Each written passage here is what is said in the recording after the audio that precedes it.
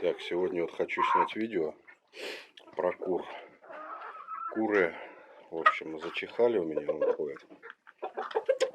3 дня назад вообще все просто чихали ужасно, рты открывали, хрипели. В общем, сейчас вот 3-й день. Я заказал самое эффективное средство, это, конечно, лазиваль. Но сейчас я заказал, сказали, только будет после 20 числа. По почте поздно. И вот есть такое, мне давно я им пользовался тоже. Средство хорошо помогло сейчас. Метрогил. Это в обычной человеческой аптеке стоит 18-20 рублей 100 миллилитров. В общем, 100 миллилитров на ведро воды. Ну вот практически перестали. Сейчас чуть он почихивает. Сейчас уже 3-й день пою. Надо 5-7 дней пропоить. 100 миллилитров на ведро воды. Действующее вещество здесь метронидазол.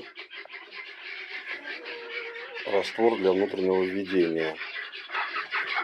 Вот хорошее. Его мне, кстати, посоветовали где-то в 13 или 2014 году, когда я занимался молоткой. Поют птицу на птицефабрике в Ярославле. Ездил туда за молоткой. И вот там мне посоветовала женщина. Говорит, вот в человеческой аптеке от чихания поем птицу. Хорошее средство, метрогил. 18-20 рублей стоит. Вот сейчас куры уже все практически восстановились. Чуть-чуть так похрипывают, почихивают. Но было ужасно вообще. То ли от погоды, фиг поймешь, в общем.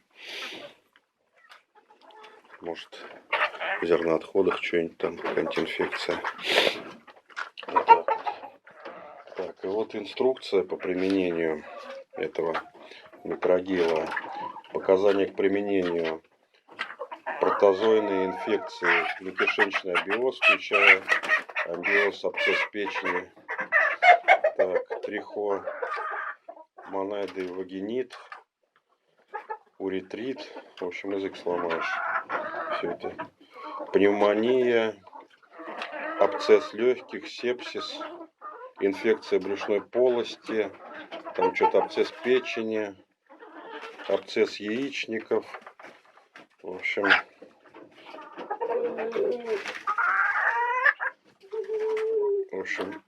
Такое широкое, но это я не знаю, это, наверное, не антибиотик, стоит 18-20 рублей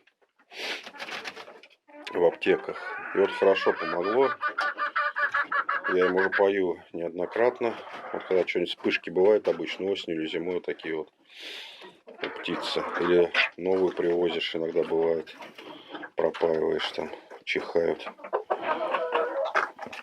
Вот так вот. Еще раз покажу сейчас. На этом все. Вот. Метрогил.